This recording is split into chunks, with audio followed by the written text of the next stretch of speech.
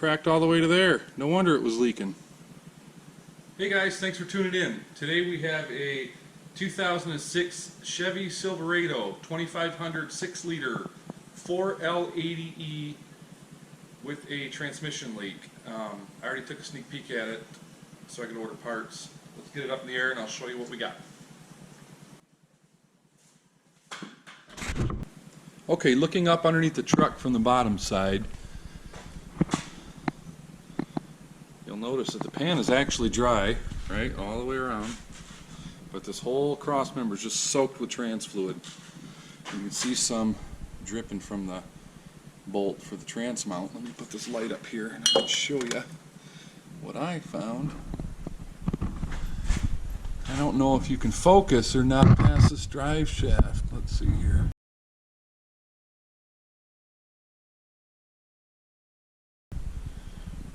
Right there at the end of my finger, there's a crack in the extension housing, which is the piece that sandwiches between the transmission and the transfer case. So, we're going to pull the transfer case out of this truck.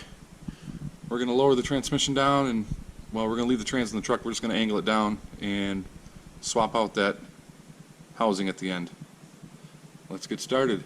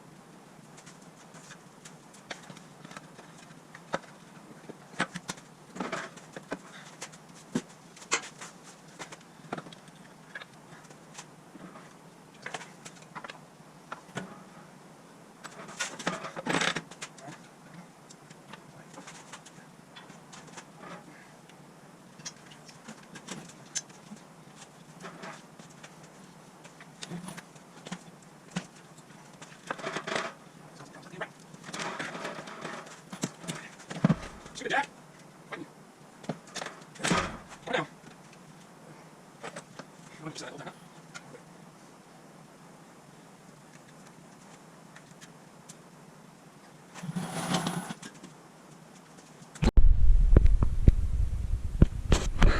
once we get the transfer case out of the way, this is this little 2-inch piece right here. This is what's leaking on this truck.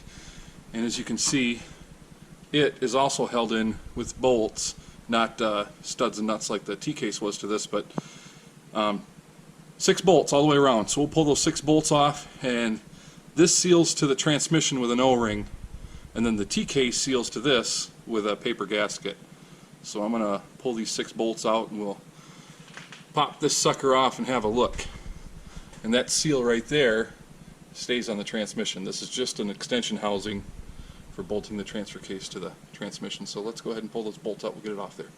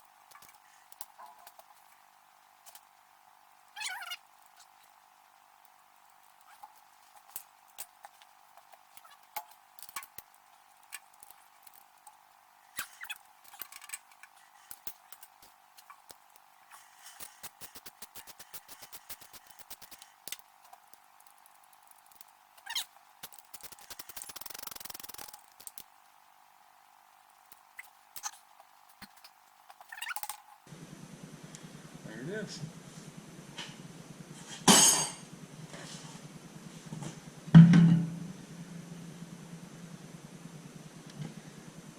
Okay, let's have a look at this.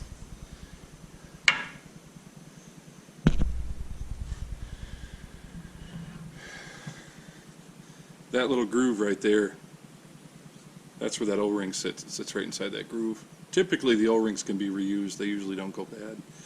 But the paper gasket always has to be replaced.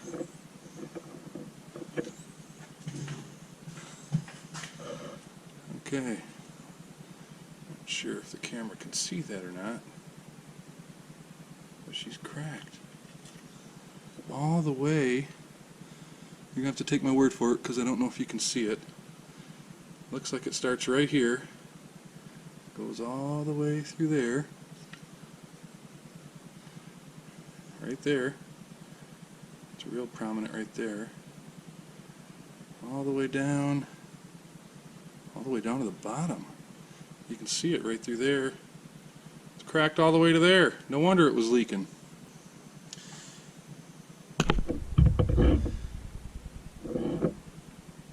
You can see the crack going right around that right there. Up there and right there, and I can actually feel that with my fingernail. So this aluminum piece is cracked all the way through. No big deal. We'll fix her up.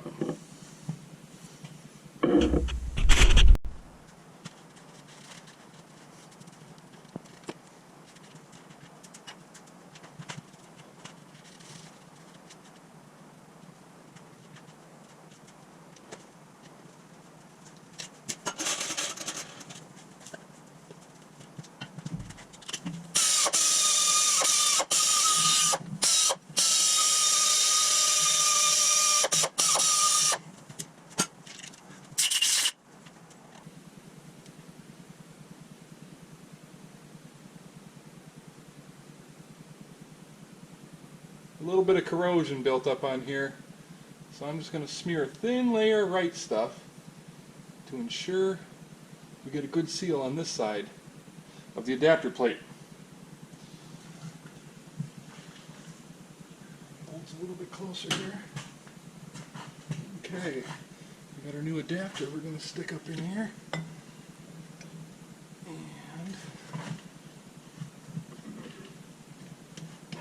And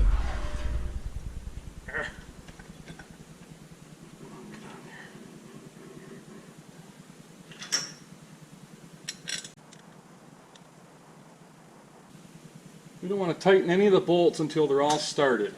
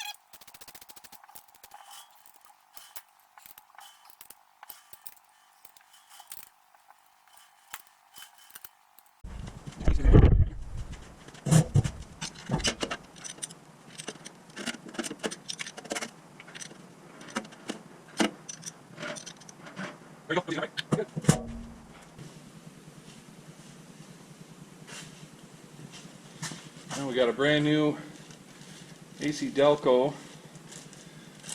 I should mention, I bought this at the dealership. This was actually a couple dollars cheaper at the Chevy dealer than it was from your popular online sources. So if anybody's doing this job, before you go ordering it online, call your local dealership, give them the VIN number of the vehicle, they'll confirm that you've got the right transmission that you're telling them you have. This was actually, I think, like $7 or $8 cheaper through the dealership than it was online. So.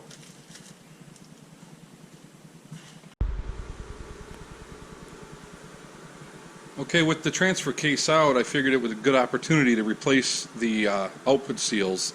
This is the rear output seal where the rear drive shaft goes in, and you can see that the output seal for the front drive shaft has been leaking quite a bit. It's all wet in this area, so we're going to replace both of them right now.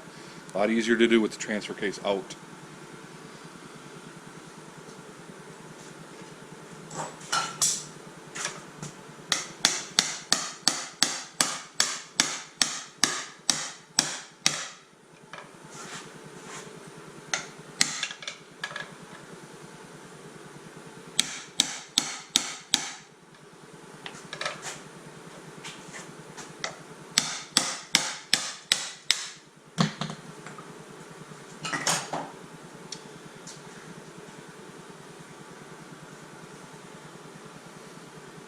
They do offer two sizes for this vehicle configuration.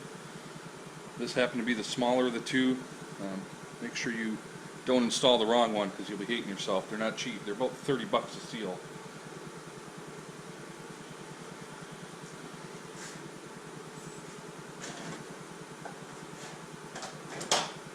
So here's the new seal.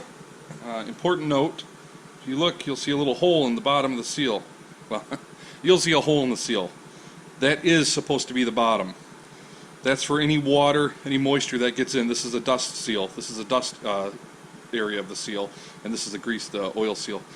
That should be at the bottom so that any moisture that gets in there will drain out. And we know that the transfer case doesn't go in flat. This side is canted up a little bit, so we're going to put the hole over in this area here, and that should put us pretty close to the bottom. So what I do is I go through my big socket selection till I find something that fits the seal. You want to make sure when you press the seal on, you're pressing on the steel right here, not on the rubber itself.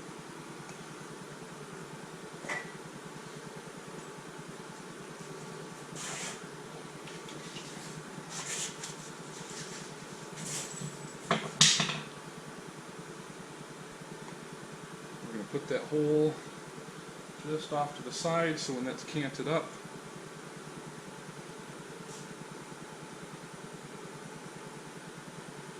make sure I got this right. Is that canted down? Yeah, it's down. Almost put it in there wrong. Good thing I checked. Okay, so the hole's off to the side, so when this is canted down, the hole will be at the bottom. We're just going to tap it on there.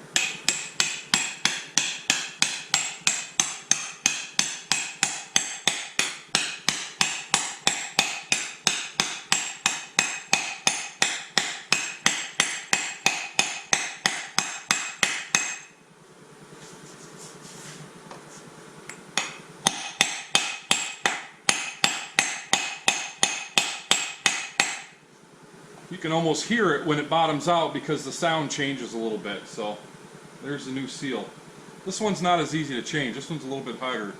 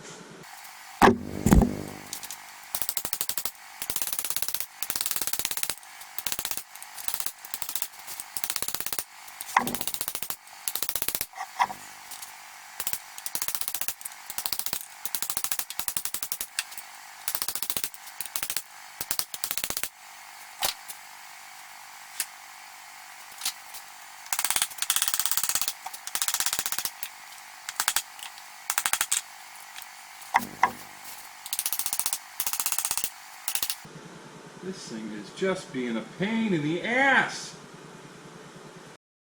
It's your problem.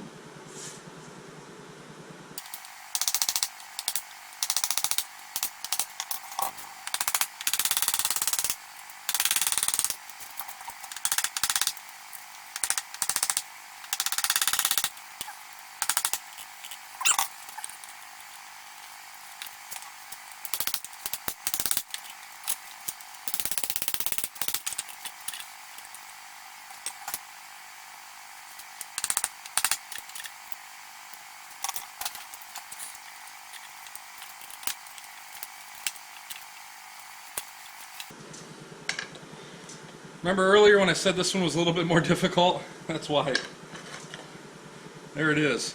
It's a two-piece seal, actually. I mean, I don't think you can see it here. The inside actually spins, the outside stays stationary.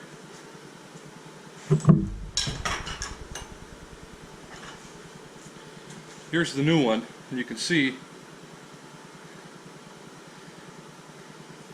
that's how she works. So, let's clean her out, put the new one in.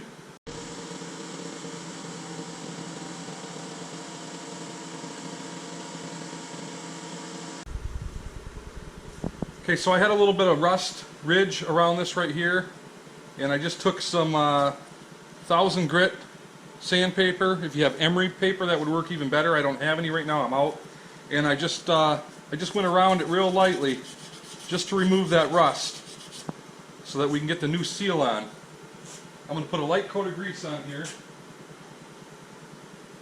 This is going to help us get our seal on. It'll also help it seal. I'm not putting grease on the inside of this. I'm only putting it on this little stub shaft.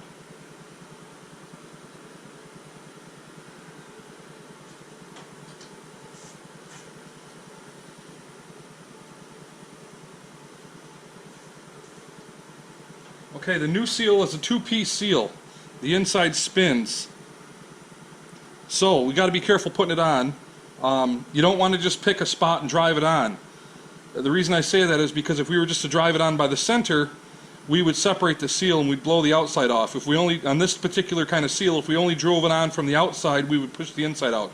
So it's kind of, you know, you got to be careful. You got to kind of walk it in there. There's no weep hole like there was for the rear seal. So we're going to set the seal on there. You can see it goes on so far and it stops. The center gets caught up. So what I grabbed was, I just grabbed a socket out of my drawer that fits the center, and I'm going to tap it on.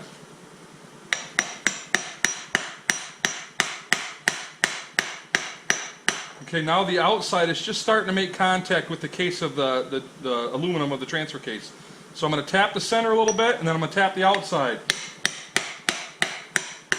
And essentially what we're doing is we're walking the seal on. You don't want to just drive it on with one, drive it all the way on there, because you'll screw the seal up. Take your time.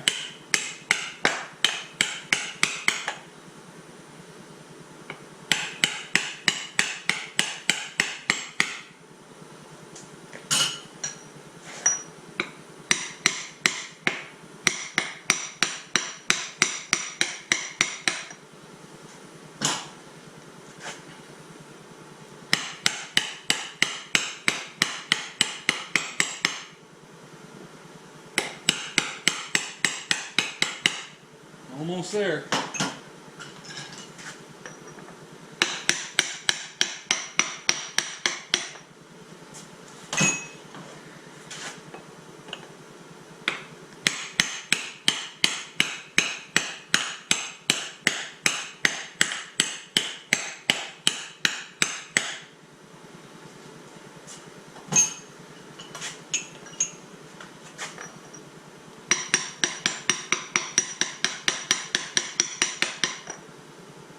Okay, there it is. That's the new seal installed.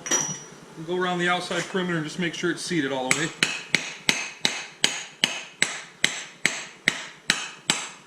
You'll know when it's seated because the pitch will change when you're tapping on your socket or whatever device you use to drive it on. You just want to be careful that you drive it on evenly. See the inside of the seal spin? Got her. All right. This thing is ready for reinstallation. All the easy stuff is done. I'm going to clean this surface up right here, set our new gasket up on the studs here, and see if we can get this thing in place.